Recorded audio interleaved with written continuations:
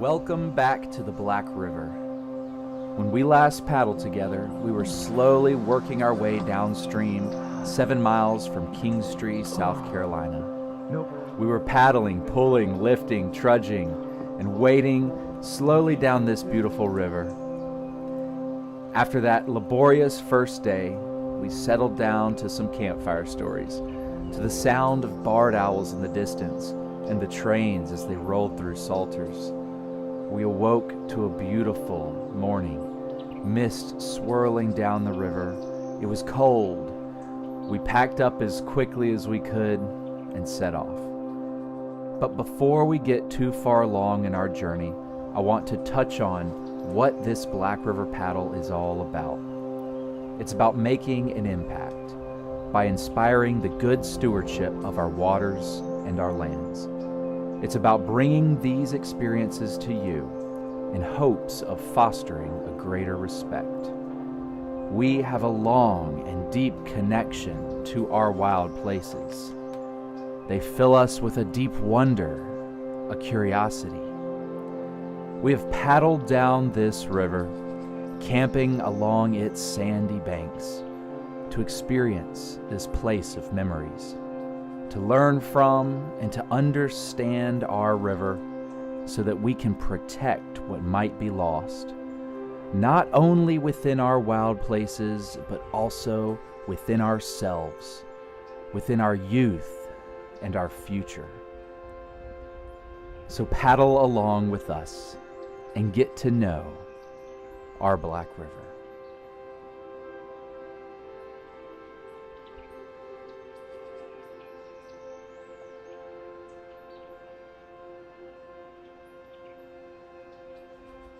A little chilly this morning, but so worth it.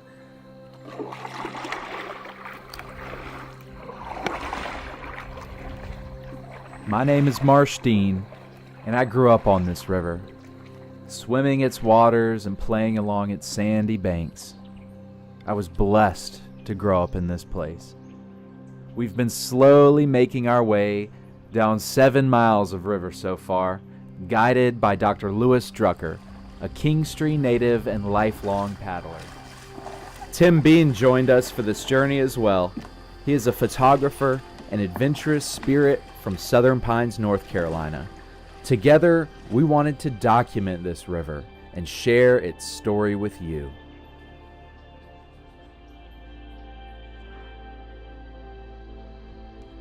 The Black River is a designated state scenic river, beginning in the Thousand Swamps of Sumter County, flowing through Clarendon County, Williamsburg County, and into Georgetown County, into the Great Petey River, and eventually making its way into the Winyah Bay.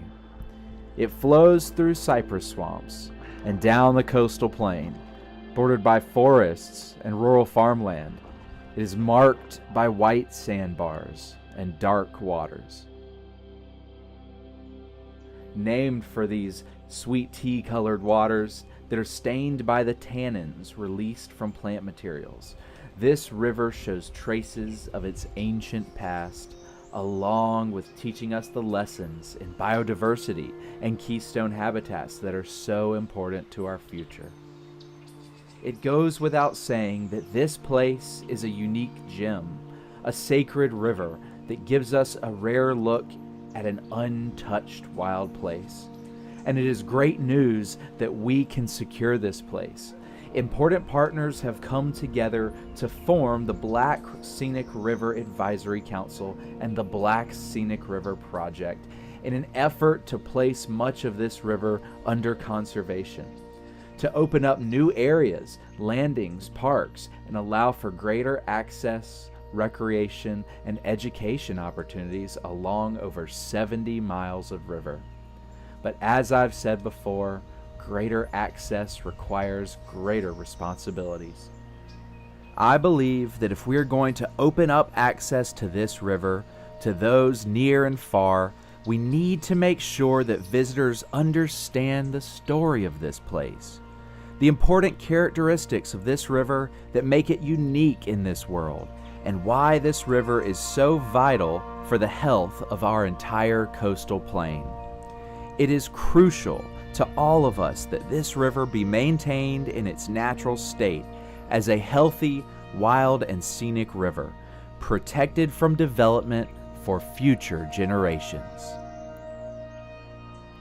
Only through access and education that leads to responsible recreation of this river that we can hope to mitigate the negative impacts that increased access will bring. Hopefully, this river can help all of us better understand and appreciate our wild places.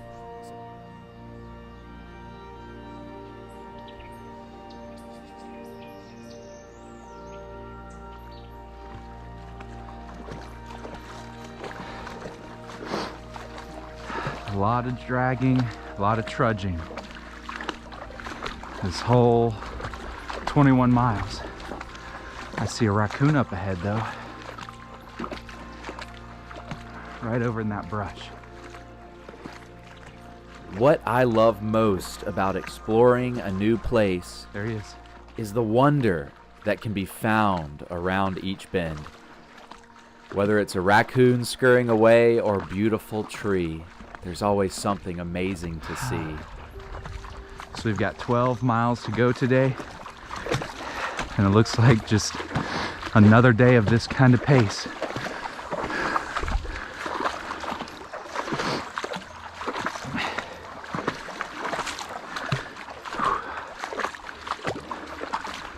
We got down to 40, or actually 38 this morning, Tim said.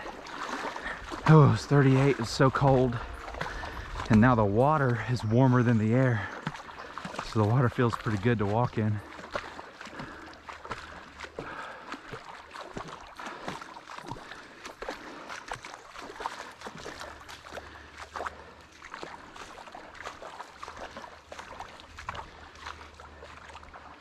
Oh, there's the raccoon swimming across right up there.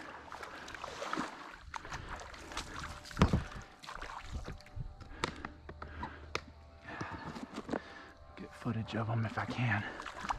I might make it look easy scampering around through these waters barefoot. But remember, I've spent my life here.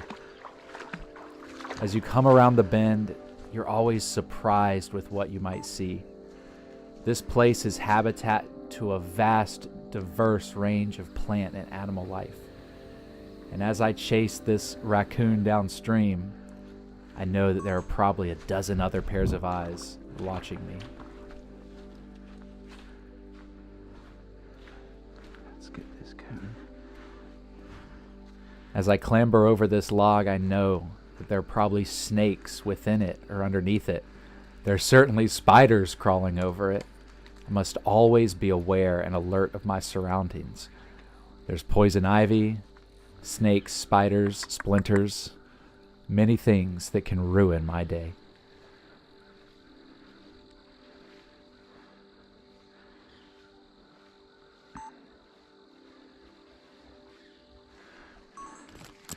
There's just a raccoon right here. I just got footage of a raccoon.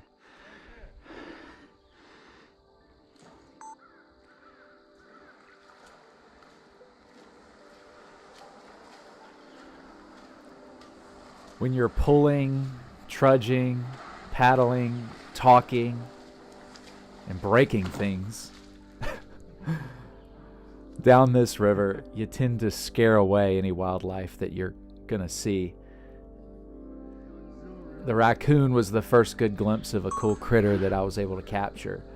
However, we did scare deer and ducks as we made our way down the river.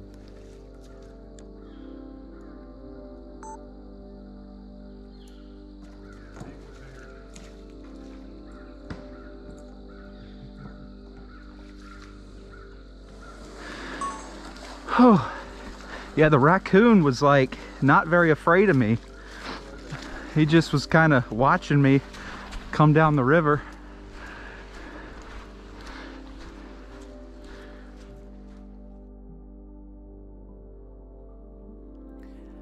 I wouldn't recommend just anyone plan a multi-day excursion on the Black River.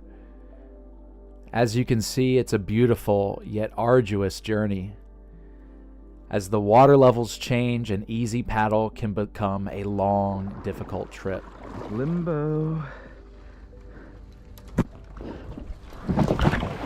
Oh, almost went in. A little too much limbo. A little too low. I'm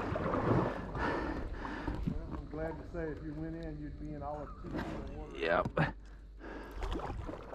That wasn't the first time that I got wet on this paddle, and nor will it be the last.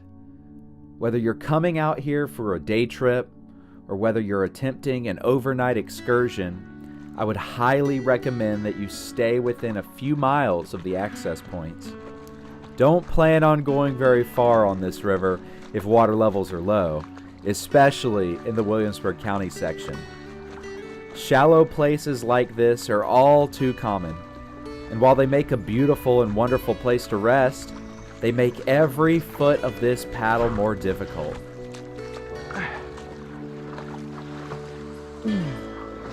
If you are not in excellent shape, you can easily find yourself in a difficult or dangerous situation if you are out here alone and too exhausted to work your way out of these swamps.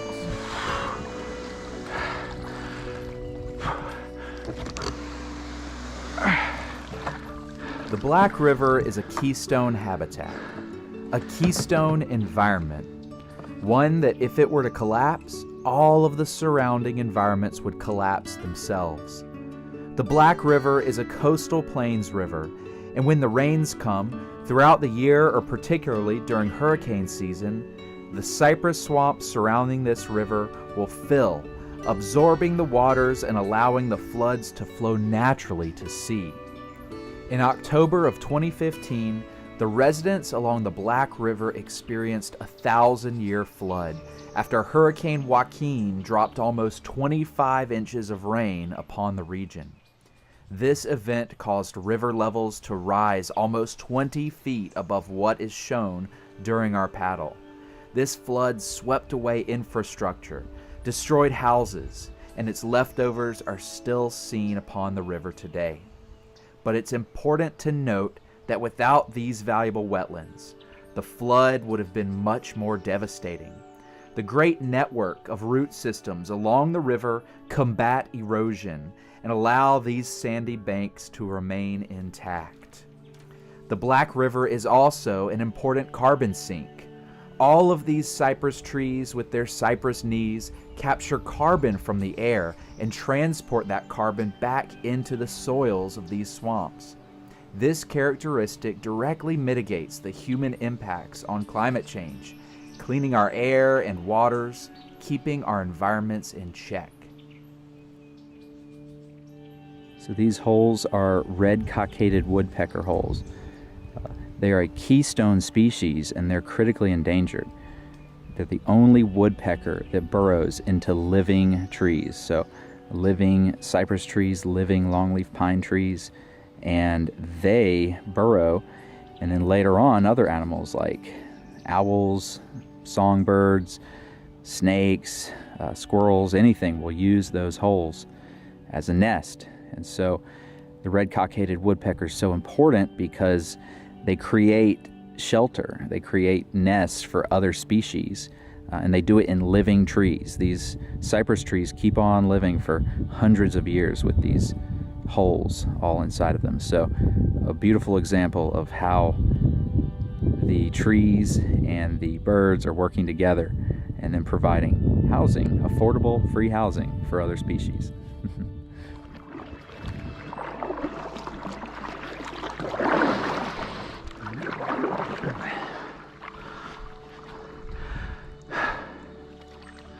So once we're out here and paddling, man, it's just, you feel alive. There's like no stress, there's no aches. Yeah, it's just, yep.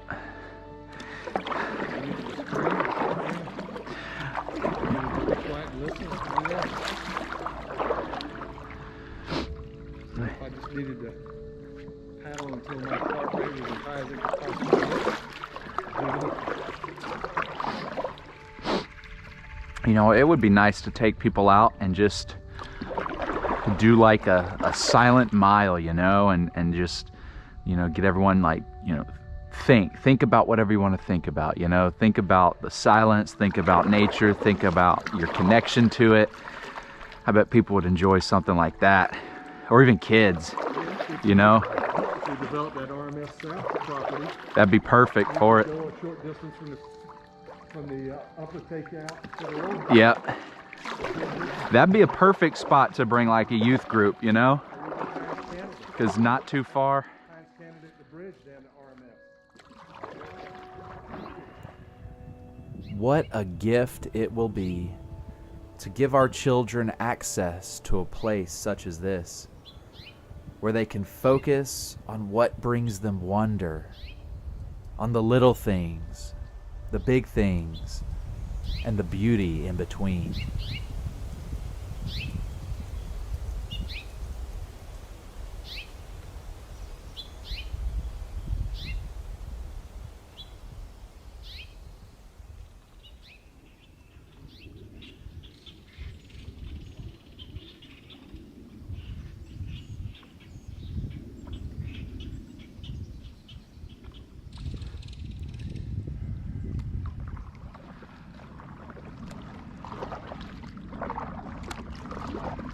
Uh-oh. Ahead looks a little hairy.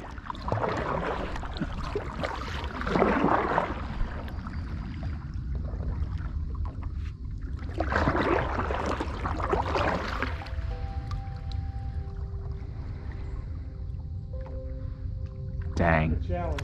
Yeah, this looks like a challenge for sure.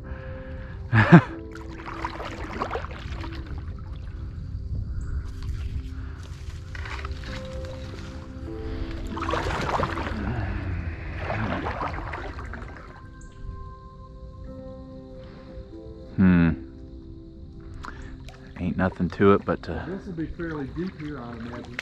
Well, no, it's not. I guess that maybe just straddle along and go over. Yep.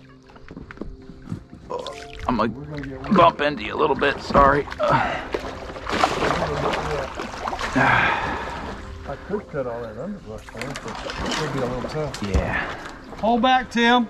Hold back. Hold back. Let's see, I'm gonna... Stay on the sandbar or something right now. It's deeper right here. Let's see how I would swing something like this. It wasn't too deep, right? Right. It got deep. Yeah. It got deeper. I'm gonna climb up on this trunk right here. Just like this. Oh, we got a second one in front of us here. Just kind of bouncing and getting in our way there. You know, I might just put that there so I can get onto this. Let's go one at a time. Yeah. All right.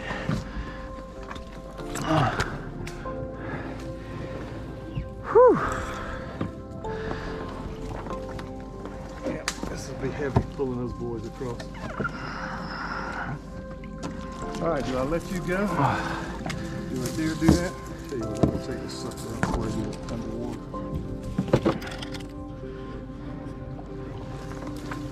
All right. Thank you. We made it.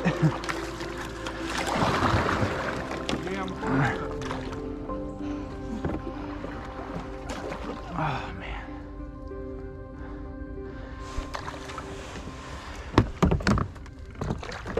Oh, so sore.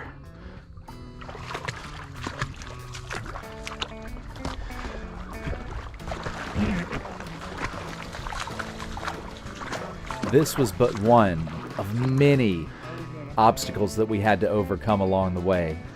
Going over, under, and around fallen trees, sandbars. It was so difficult and also dangerous.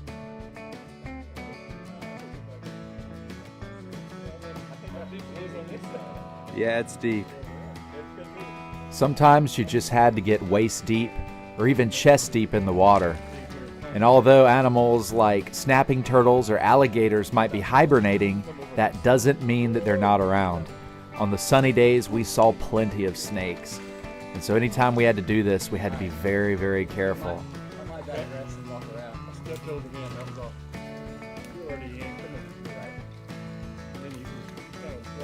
bank slowly. Develop some twigs underneath. We'll be okay. The adventure continues. I know, right? This for 3 days. 3 days of this. What's the ambient temperature right now? Like in the 40s? Probably. 45. I mean, damn, I'm 66. I'm retired, right? This didn't work. Hey, this thing, you get out here all the time. That's why you can do this.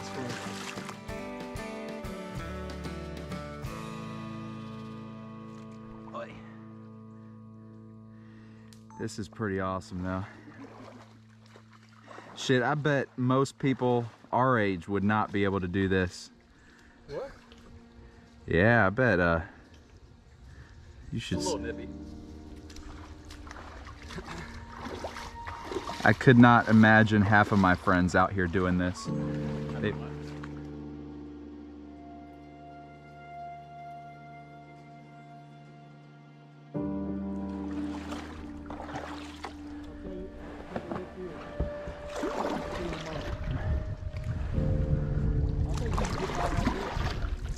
yeah, I'll try to scoot by through here.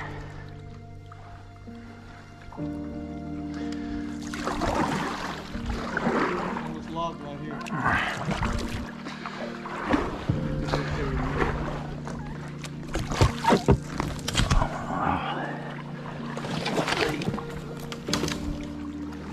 We made it.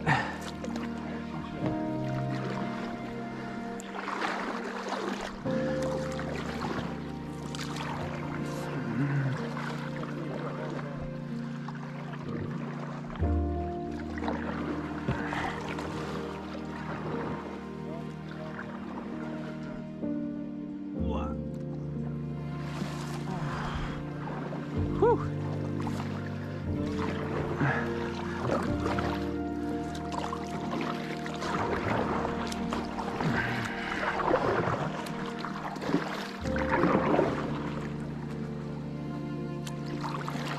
Got some sort of movement up here. Something in the water.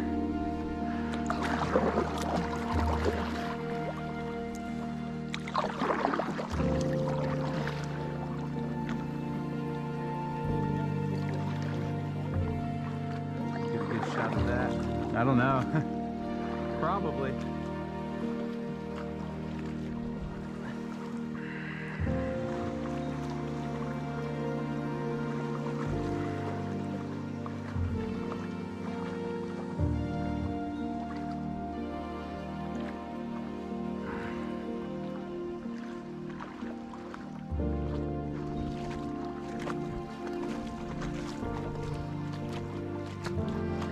Oh, we got another log. Yay.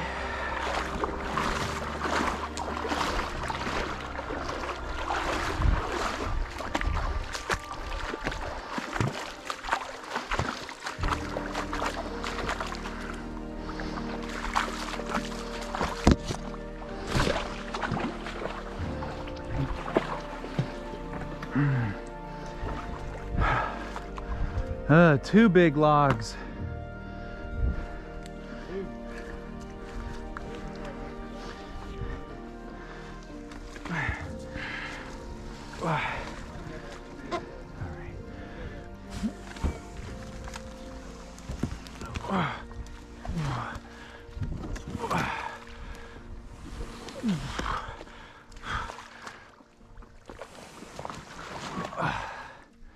Whew.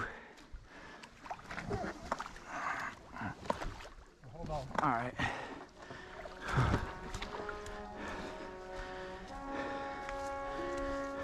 Drop straight off here. Yeah, it does.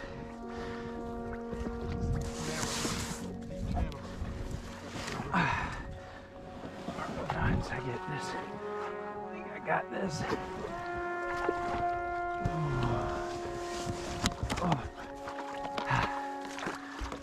Look how deep we're in here.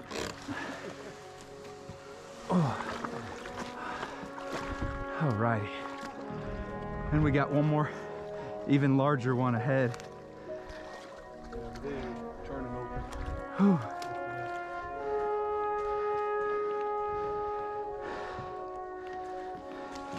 Oh my gosh. This mud will just drop under a foot.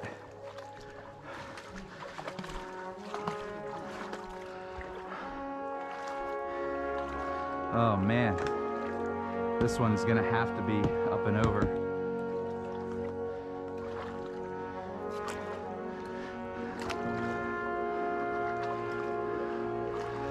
Oh, and it's deep as hell. Oh, it's stupid deep right here. I swear. This Black River.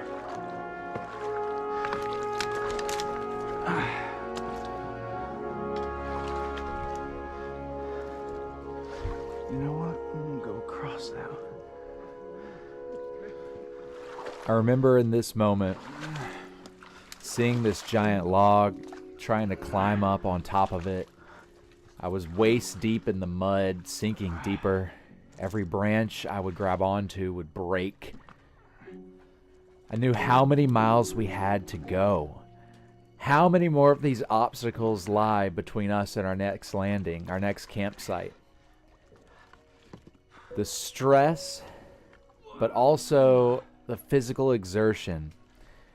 When you're out this far, you have no other option but to keep going, to keep forging ahead. You know that there's a dozen trees behind you and an unknown number ahead of you. And so we just kept pushing and pushing. I had a dog with me, hundreds of pounds of camping gear, video gear, but we had to make it work. It certainly wasn't the most glorious looking expedition, as my trash bags were snagged most of the time, but it worked. We made it work.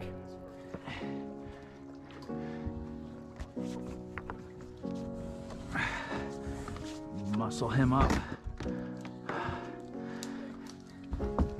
Oh, actually, you know what? Sliding on this log. Actually, it's doable. As long as you're straight. See if I can land it over there. Maybe a shallow over here. Maybe. Do you want me to push? Yeah, I'm gonna ease him in. I don't want him taking a There's old teeter-totter right there. Oh, Oh, all right. that's pretty impressive what you just did. That's one thing I was blessed with is I didn't get my dad's height. I got my grandfather's body. So I can move. I Tip of your boat for going underwater. can move some things. All right. What you want me to do right now? I got this. Push it. All right, here we go. I'm gonna lower it down, and then I'll help you all. There is something revealed in the human spirit when you accomplish a feat, something that's difficult, when you place yourself upon a path, a journey, a paddle, with a destination that you must reach. Working these kayaks over so many fallen trees was so physically exhausting, but it was mentally exhilarating. When you push yourself through struggle, hardship, what you find on the other side of that log is something so much greater. Every mile down this river towards our goal was a mile of learning and growth.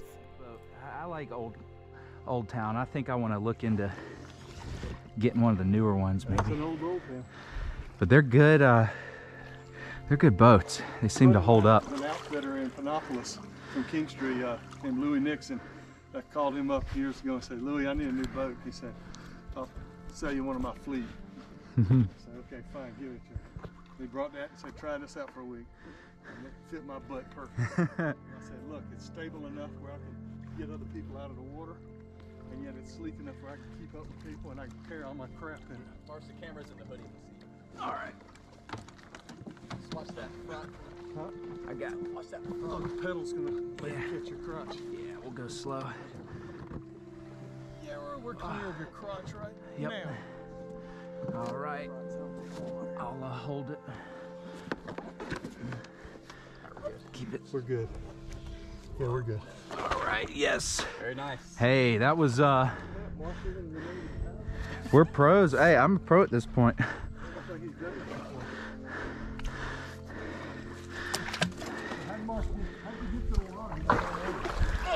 I used some of the other logs to monkey up onto it. I got long arms, long legs.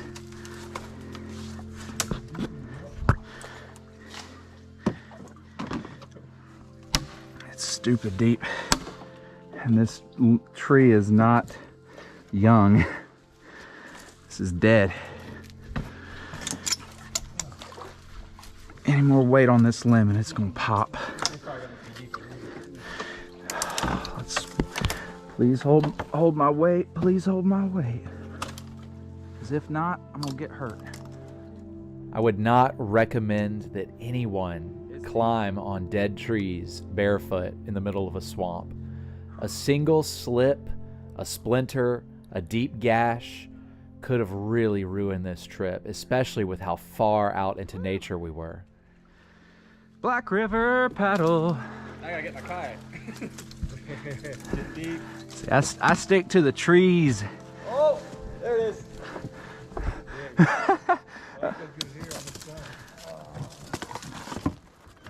All right. Oh man, that was tough.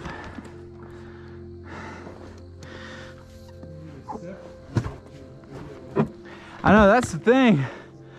It's hard to get the videography done when it's just so difficult. Gonna have to tell people, be like, we need a bit more time.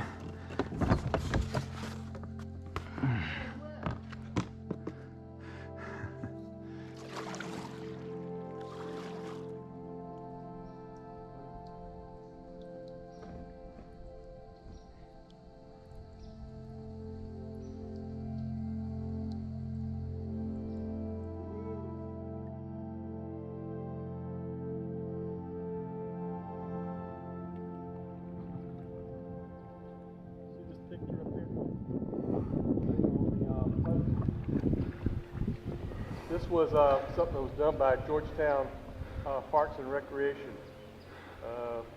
early 2000s. A gentleman named Ron Wofford was a part of that with Georgetown County. We helped him out. They had almost like a conservation corps group of college students or something come through and try to do a river trail on the river back then. And they had an east section and a west section. I was helping them with that some. And they put these posts up so that you could figure out where you were on the map as far as these placards.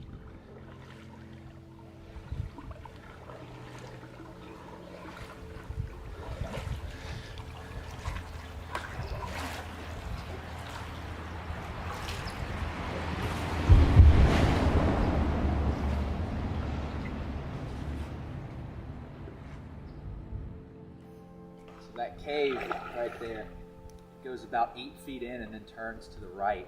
And there are very evident, fresh gator tracks and a belly slide in there. So right now there is probably a 6 to 8 foot gator up in that cave, hibernating, resting. Dr. Drucker wants me to climb up in there and find it, but I don't want to get my shirt dirty.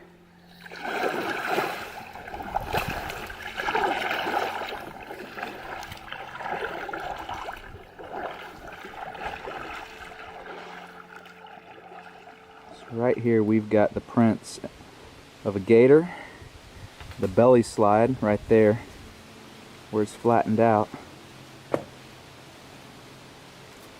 We go farther up.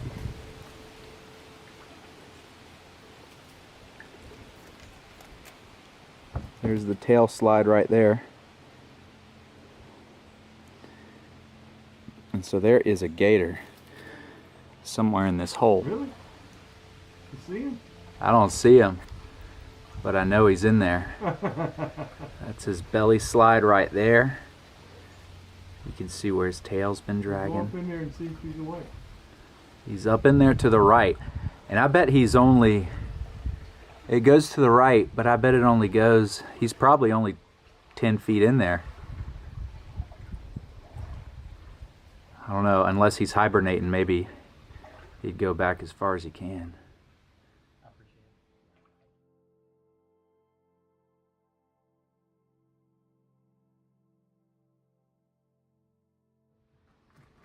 There you go. There's the belly slide for the gator. That's a great shot of it. Maybe if we had extra time, I would climb up in there. Yeah, that's it. That's it. Extra time is the only thing that's keeping me from going in there. We're short on time. The story of Kelly is supposedly, now I've heard multiple stories. Kelly was being chased. Now, he was either being chased by the British or he was being chased by the Yankees during the war between the states, or else he was simply a convict that was being chased by law enforcement. Well, it seems that Kelly found this cave to get away.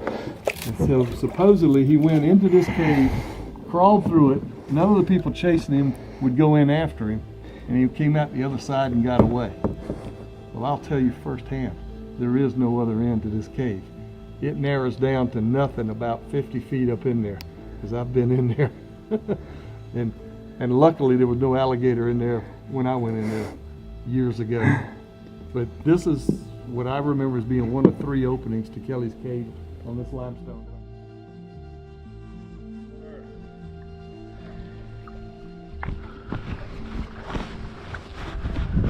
All right. Everyone called him cool. You know, You let Rucker talk you into going in there? I'll squat in there. It's not that bad. It'll be definitely muddy. But Let's see, where... because I want to say you can go both ways. Primarily I want to say left. I'm gonna It's been a long time since I've been in there. take this headlamp.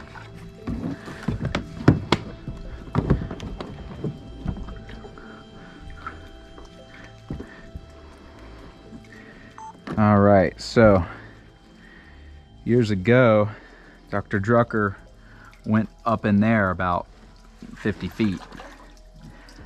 I'm gonna go up in there maybe 8 feet or less.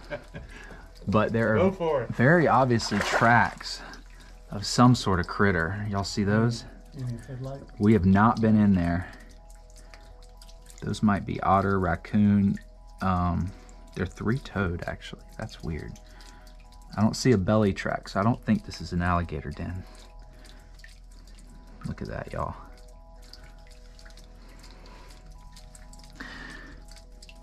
Hear the dripping of the limestone, the water coming out? All right. Gonna do a crab walk. Oh, it goes up multiple ways. Yeah. Man, this flashlight must be out of batteries. I'm gonna use the phone. I wonder what these tracks are.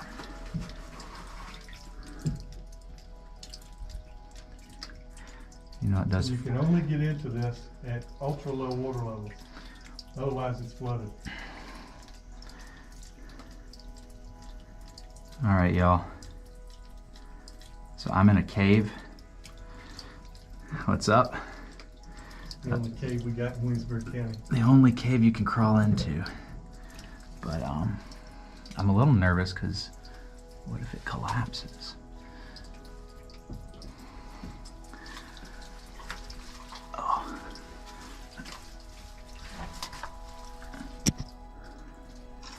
I can see something way in there.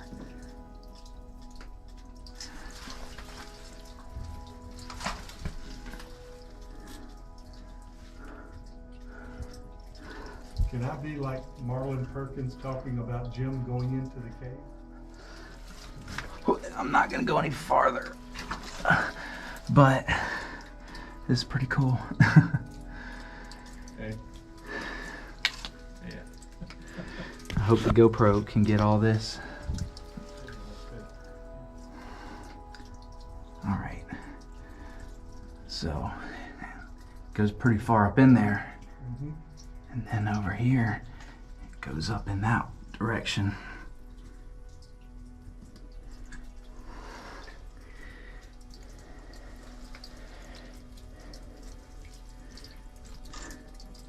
And there they are.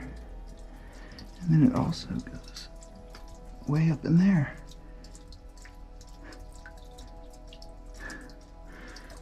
All right. I'll get a photo now. Guess I gotta. No, it's crazy. I can hear movement. Like I can hear things above me.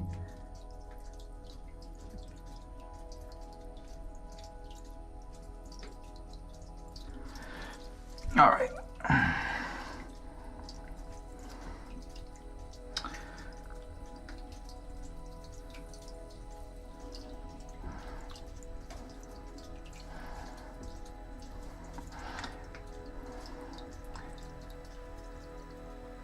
Kelly's Cave.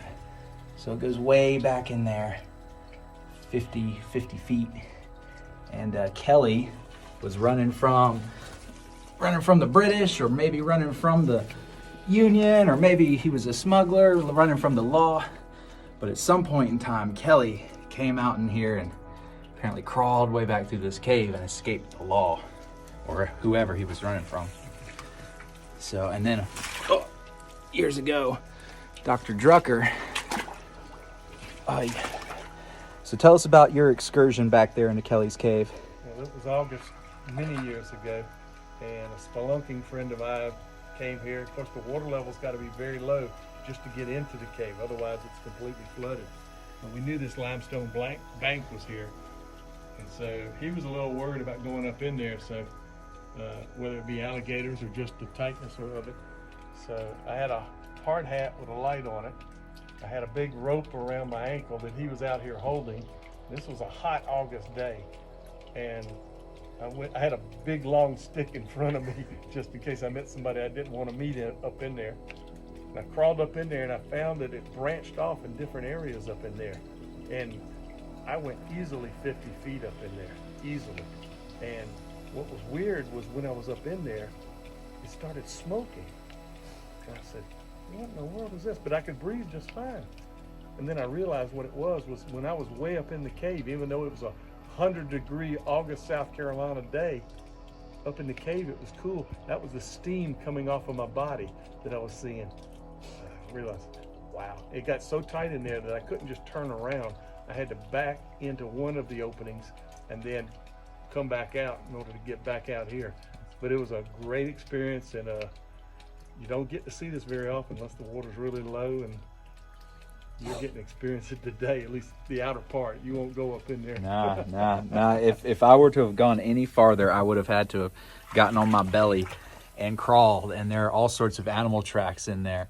But it's pretty cool, and you can hear the weird thing when you're in there. You can hear like crackles, and like it almost sounded like someone was walking above me, but very faintly, almost the sound of, I don't know, maybe things burrowing or water leaking down.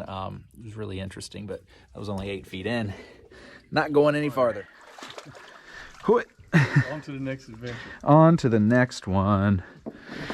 There won't be many left. Oh, my toes are all cut up. It's a pretty unique one here.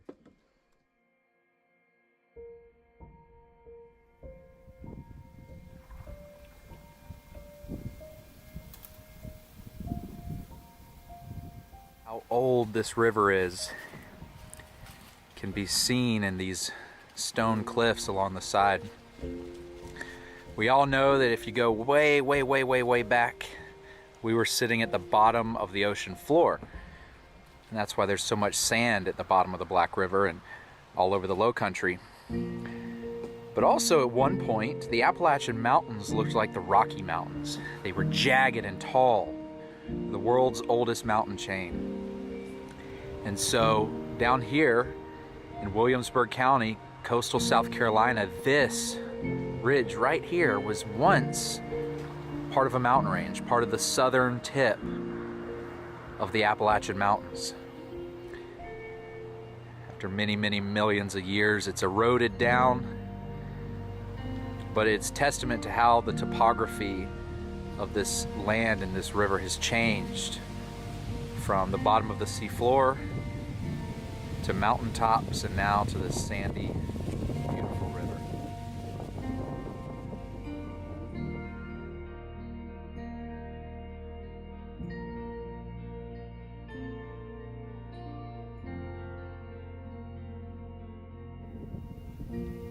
Drink your water. Have any.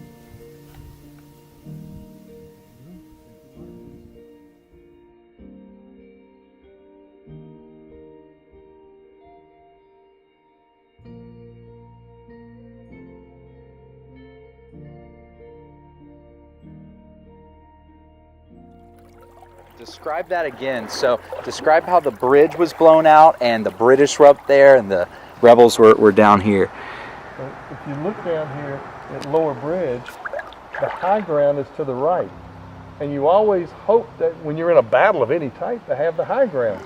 But in this case, it worked against the British because the British were up on the high ground. The Loyalists are down here on the low ground on the left. The British couldn't lower their cannons far enough down to hit them. But the sharpshooters on the lower ground could pick off the British at the top on the bluff. And so it worked. They saved King Street. And so they also burned the bridge. So the rebels burned the bridge when it was Sherman. Yes, and also during the war between the states, when Potter's Raiders are coming up from Georgetown and they come to Johnson Swamp overnight. And then they come up here, and then once they get here, they have a skirmish here with some of the rebels that are on the left bank again, trying to protect King Street. They burned the bridge here so that the Union troops couldn't cross. The Union troops spent the night right here in Thorn Tree Swamp, which is kind of behind us, and then went on up, basically almost on the roadbed of Highway 521 today. Went up toward Manning, went up toward Sumter, went on up toward Camden. Potter's Raiders, part of Sherman's burning down of South Carolina. So twice the river has saved King Street. Twice the bridge was burned during both the Revolutionary and after the Civil War, and twice this river was the barrier that protected King Street. That's my understanding. That is amazing. So we owe the river a lot. It's the kind of history. There's no marker here. You would never. Well, there's a marker up on the for the Revolutionary on the highway, but you know, you would never know paddling down this river the story that these banks, this high bluff on the right and the low bluff on the left, has told. This is how.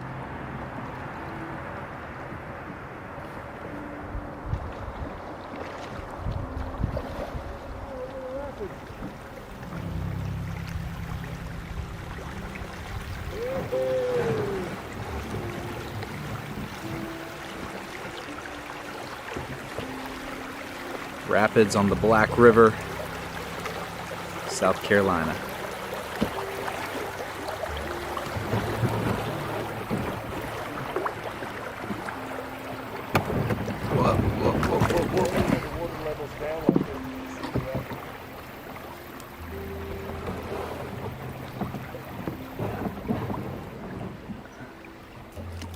Yeah. Nice.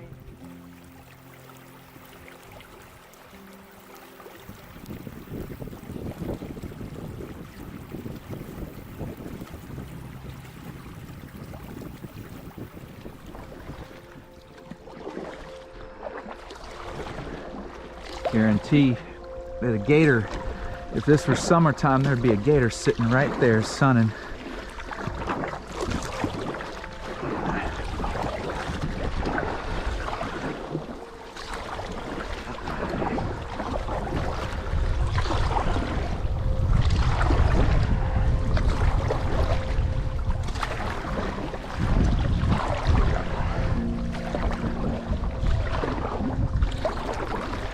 Oh, this is pretty.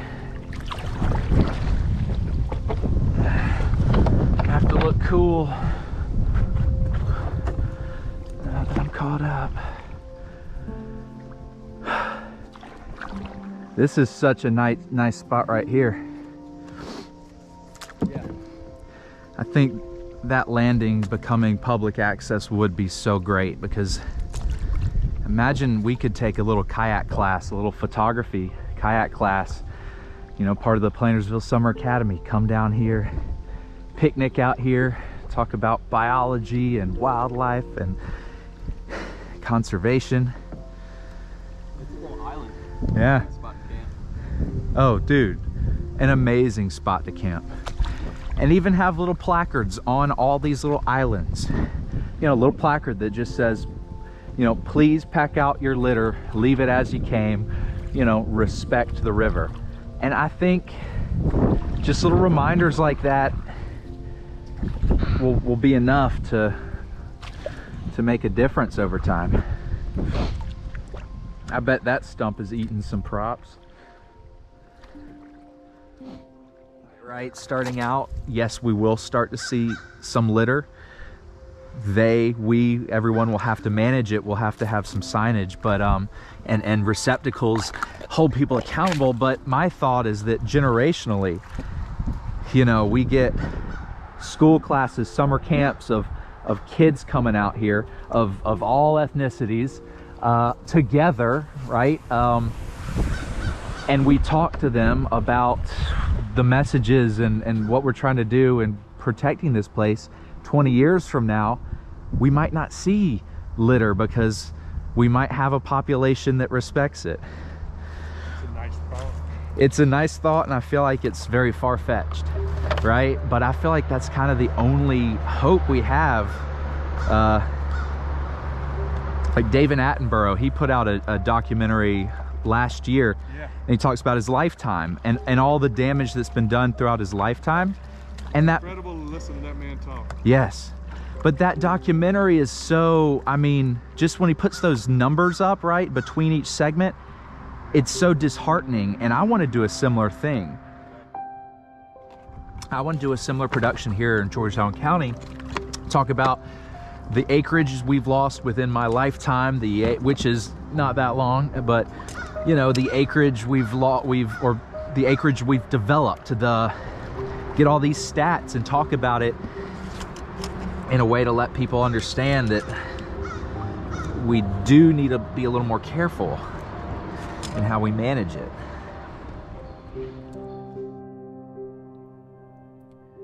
As we found our campsite, started to unpack and started a fire, this thought continued to weigh upon my mind.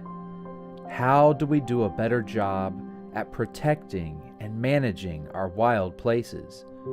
We are currently living through the greatest migration event that our nation has ever seen.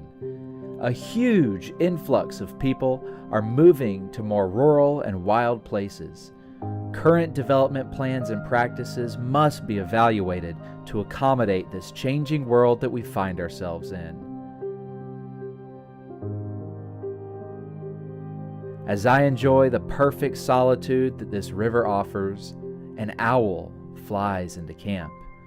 We gaze in wonder at this beautiful bird of prey that seems to be completely unafraid. We open up some cans of soup, simmer a few river mussels gathered right by the camp, and enjoy the fruits of a long and hard day, full of adventurous accomplishments and lessons learned along the way. Definitely needs more time.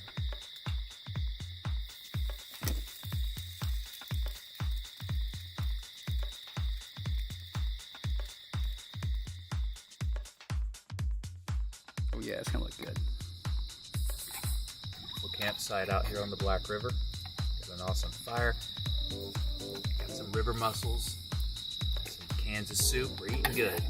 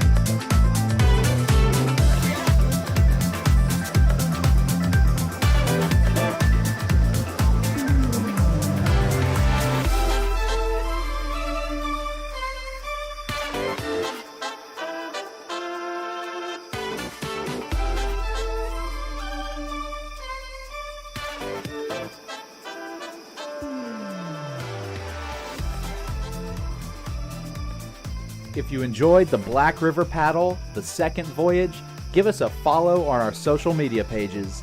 That's MLNL Media, Marsh Dean, and Tim Bean.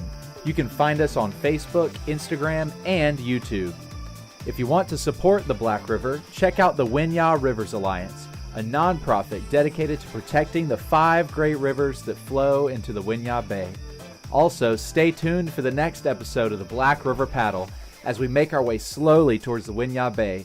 We will paddle into Georgetown County, viewing 1,000-year-old grand cypress trees while exploring some of the most scenic sections near Andrews. We'll dive deeper into the wildlife and the ancient human connection of this beautiful river. Thank you so much for watching.